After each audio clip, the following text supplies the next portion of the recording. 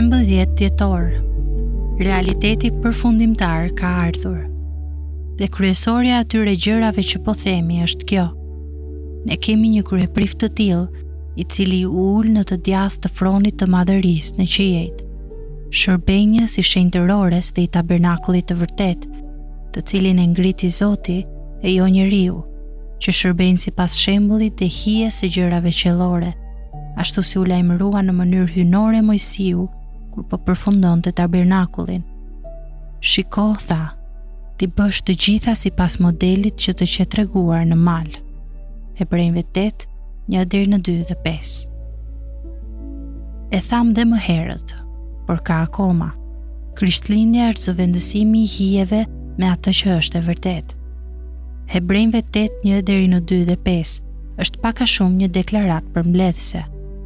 Ideja është që prifti, i cili ndërmjetëson për ne para Perëndis, që na bën të drejtë para tij dhe që i lutet Perëndis për ne, nuk është një prift i zakonshëm, i dobët, mëkatar dhe vdekatar si në kohët e dhjatës së vjetër. Ai është biri i Perëndis, i fortë, pa mëkat dhe me një jetë të pashkatërueshme. Jo vetëm kaq, por ai nuk po shërben në një tabernakull tokësor me tërë kufizimet e vendit dhe madhështisë, një tabernakull që shkatrohet, që brehet prej tenjas, që laget, digjet dhe vidhet.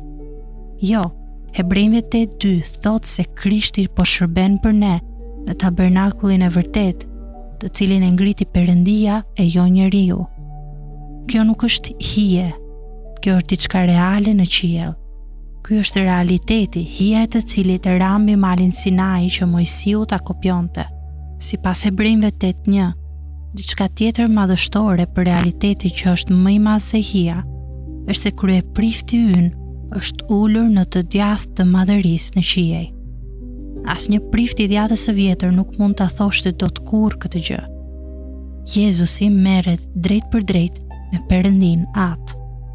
Ai ka një vend nderi për krah Perëndis.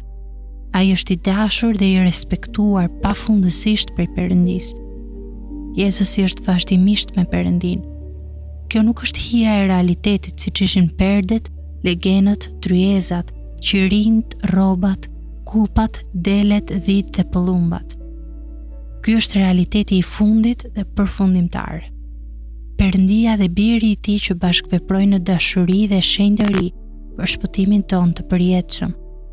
Realiteti përfundimtar ka të bëjë me personat e hyjnisë, të cilët janë në marrëdhënie bashkëveprimi me njëri tjetrin për manifestimin e madhështisë, shenjtërisë, dashurisë, drejtësisë, mirësisë dhe së vërtetës së tyre në një popull të shpenguar.